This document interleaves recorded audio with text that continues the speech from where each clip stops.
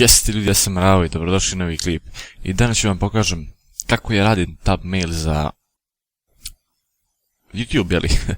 Kako ja radim to, znači kako ga pravim, prilike moje, kako ja šta sad dodajem po neki efekat, jer sam nešto sad promenio malo, prije sam dao nešto drugačije, sam stavljao i sad sam se setio nečeg drugog, pa rekao ajde malo i to da dodajemo.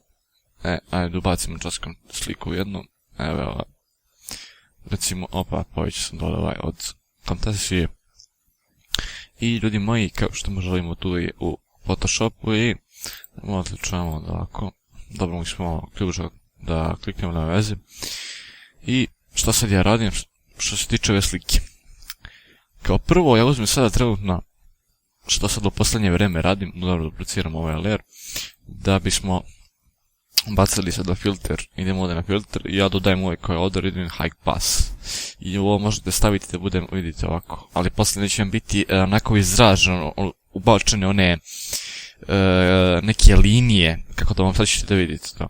Recimo sada ja stavim na 5, kao ja uvijek stavim na 5,1, tu je to. I sada idemo ovdje gdje je normal, idemo na overlay.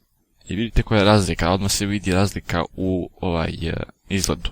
Nekoga ga uraže na neki princip, na toporu sliku.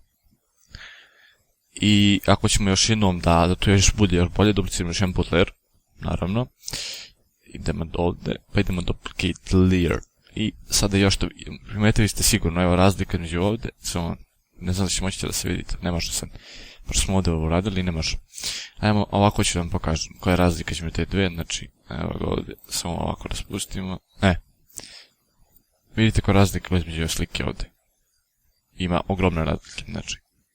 To u posljednje vrijeme stalno radim. Dobro, ovo ćemo samo da stavimo da merge layer. Stavimo ovako i možemo da idemo odmah na filter ovdje, na camera raw filter. I da ovdje ubacimo ako zanima exposure, kao ovo vidite, ovako. I uvijek malo prosvijetlim, da ne bude baš kroz tamno. Ovo sam slikao u Adobe simulatoru malo pre, čisto vam pokažem, znači, i uvijek ga slikate na F10, uvijek je malo tamnije.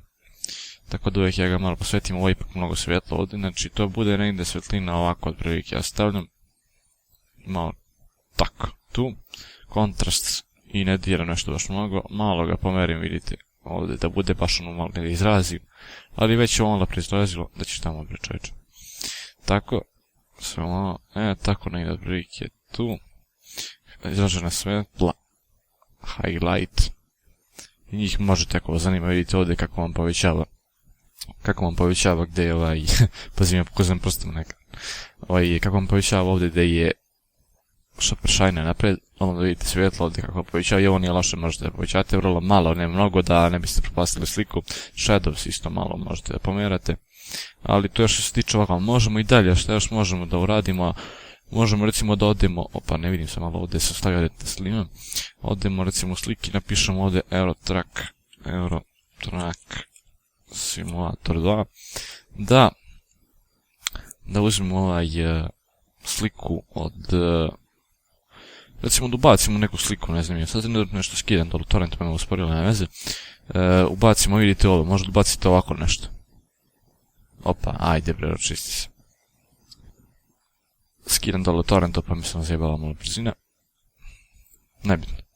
Znači, uzmemo ovako nešto, samo da vidite. Vidite ovo, vidite sigurno, možete, vjerojatno može da se nađe ovdje 100%.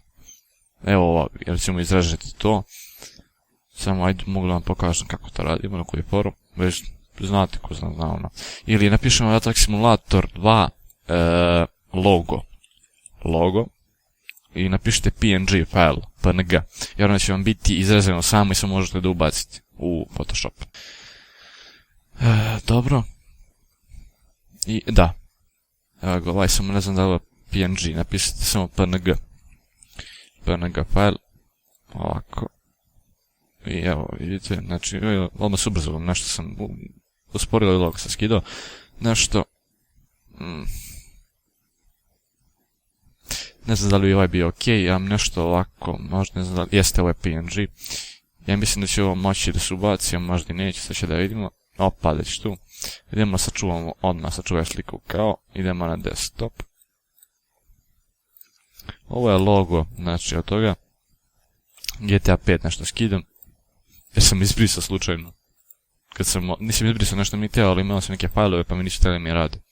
Jer nije to izvuku da mi radi, pa sam ja to instaliram, pa neće mi radi ovo instalaciji, tako da ga ponovo skidam treba. Znači, ovdje idemo i dodamo, znači, novu sliku. Možete ovako da duplicirate, možete i ovako isti, ovo nebitno je. Ovako, ono će vam doda sve jedno kako god okrenete. Dobro, ja sam džabe se kreirao ovo na vezi. Ovdje, i evo ga vidite, kao što možete da vidite, to je odmah izrezano. I odmah idete ovamo i prebacite ga ovdje.